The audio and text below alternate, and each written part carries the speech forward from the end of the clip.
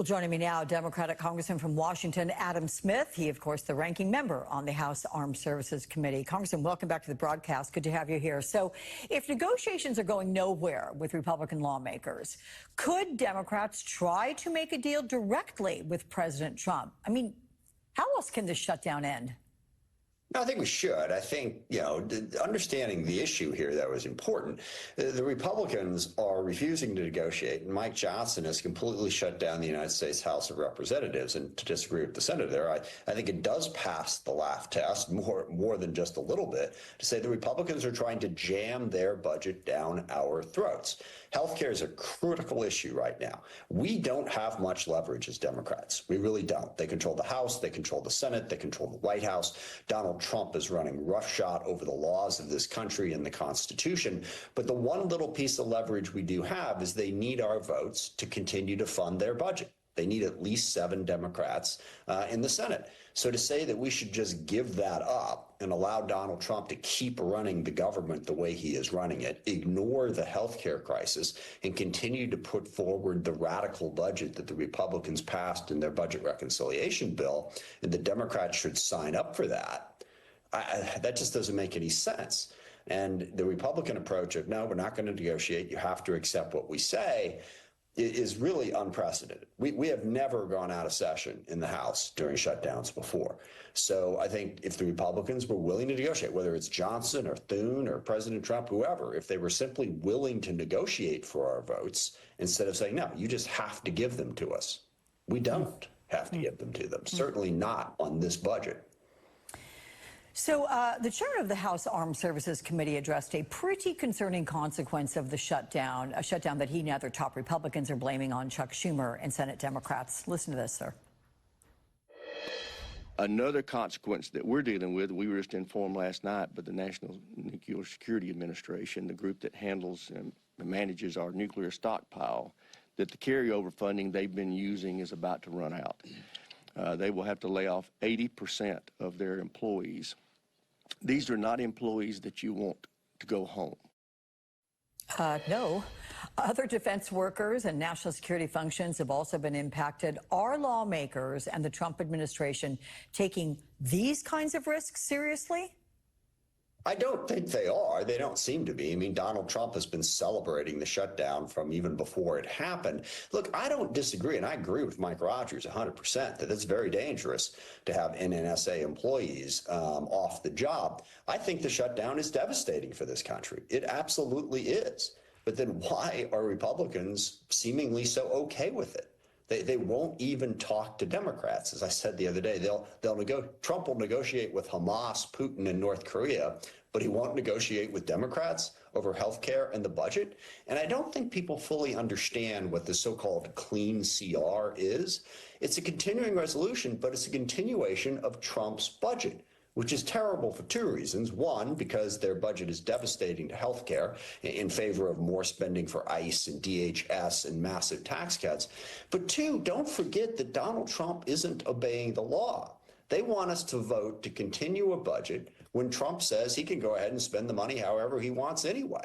He's shutting down programs, and long before the shutdown, he was doing this. He was blocking programs, freezing spending, targeting Democratic areas of the country.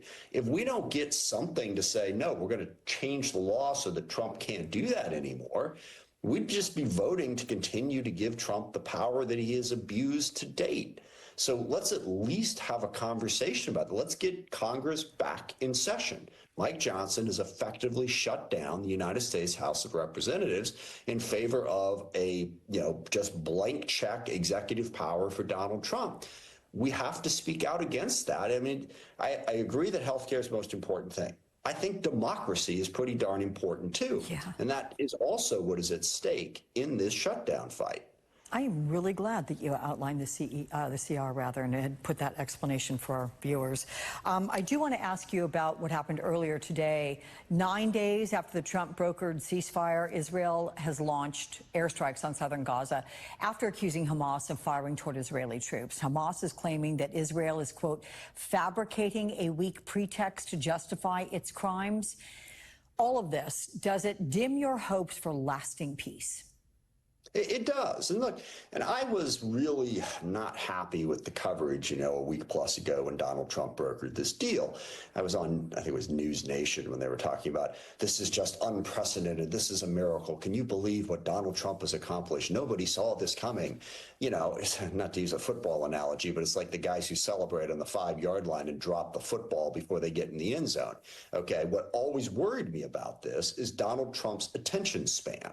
He seems very focused on making sure that he gets praise and preferably a Nobel Peace Prize. Is he focused on what's actually necessary to bring peace to the Middle East?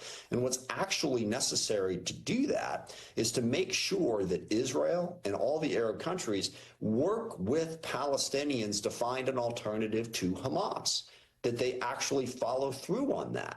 And if it's just a brief ceasefire, we've had those before.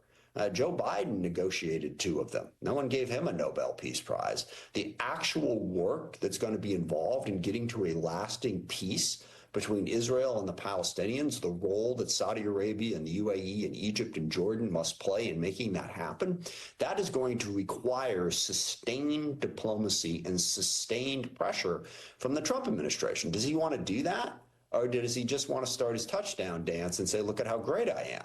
Which, by the way, is his thing, as we've seen over and over again, but it doesn't deliver results. So, yes, I'm very, very worried about whether or not this peace is going to be achieved. I don't think you can say if this peace is going to hold because it hasn't even set up yet.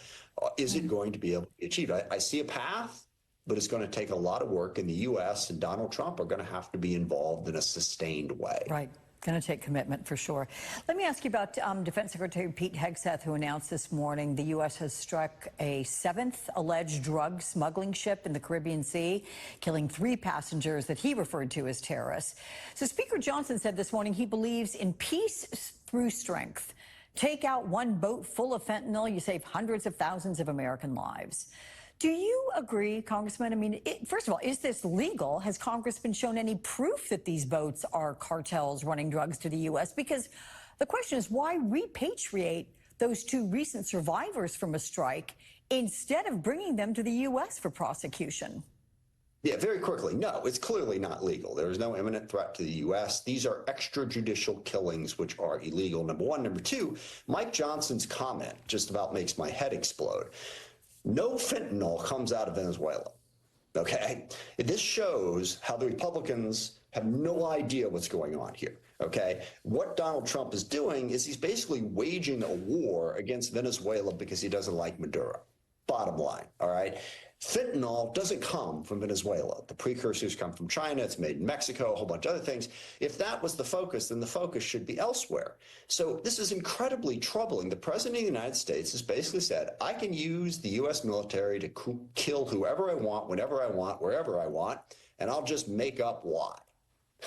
Republicans, anyone who cares about America first, about limited government, should be concerned about this. And then the way they're just so casually they're part of a narco-terrorist group. They've been designated as blood. That's not a thing, okay? And I worked a lot when we were taking on ISIS and Al-Qaeda. And when strikes were done against them, A, we had congressional authorization. B, they had a very detailed explanation of who they hit, who that person was, what organizations they were connected to, and why. This is just being made up out of thin air to blow boats out of the water off the coast of Venezuela. And then the president announces that we've got a CIA covert operation in Venezuela. Well, it ain't covert if you're saying it in the middle of a press conference, you moron.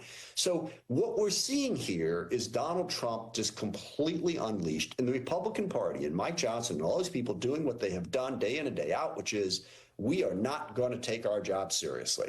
Whatever Trump does, we're going to defend it. Doesn't matter how stupid we sound. We can start talking about fentanyl in Venezuela and whatever. It doesn't matter. We are simply going to bow down to Donald Trump and let him violate whatever law he wants to violate and then just make up excuses for it. We're starting a war with Venezuela, and everybody ought to be concerned about that.